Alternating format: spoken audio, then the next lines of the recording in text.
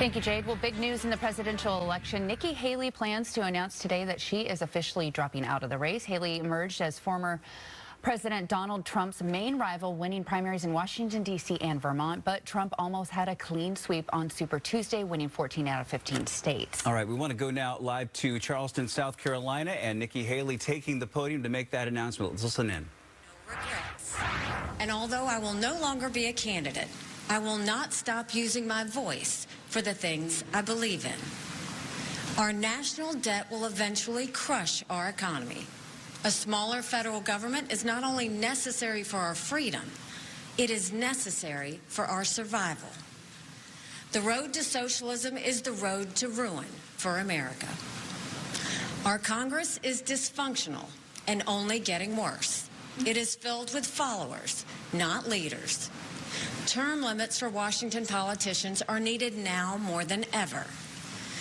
Our world is on fire because of America's retreat.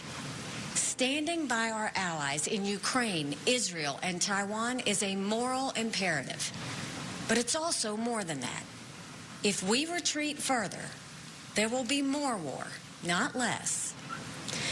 As important, while we stand strong for the cause of freedom, we must bind together as Americans.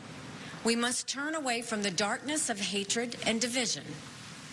I will continue to promote all those values, as is the right of every American.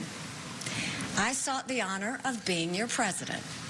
But in our great country, being a private citizen is privilege enough in itself.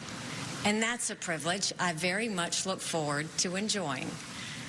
In all likelihood, Donald Trump will be the Republican nominee when our party convention meets in July. I congratulate him and wish him well. I wish anyone well who would be America's president. Our country is too precious to let our differences divide us. I have always been a conservative Republican and always supported the Republican nominee.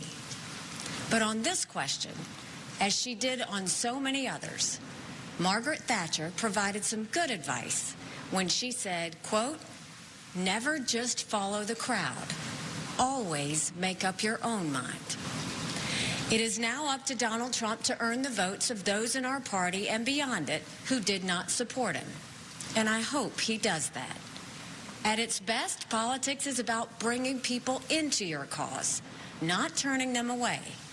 And our conservative cause badly needs more people. This is now his time for choosing.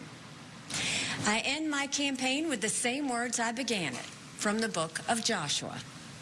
I direct them to all Americans, but especially to so many of the women and girls out there who put their faith in our campaign. All right, you are listening to Nikki Haley. She is announcing officially dropping out of the presidential race, and she emerged as former President Trump's rival, but did not garner enough support to move forward, so she has backed out and gave her speech there. We're all waiting on that. Winning two primaries along the way, but a dominating performance on Super Tuesday for Donald Trump, and Nikki Haley dropping out of the race, saying that she wishes Donald Trump well. Our country is too precious to let our issues divide us, but did not go so far as to endorse Donald Trump. And now the question becomes, who will be Donald Trump's running mate, as Trump now is the presumptive Republican nominee. Haley clearly mounting a stronger campaign than the Republican rivals, but as the former U.S. ambassador to the UN under Trump, it will remain to be seen if she is in good standing with Donald Trump to become his running mate. Right, and she did say we must come together as Americans come July.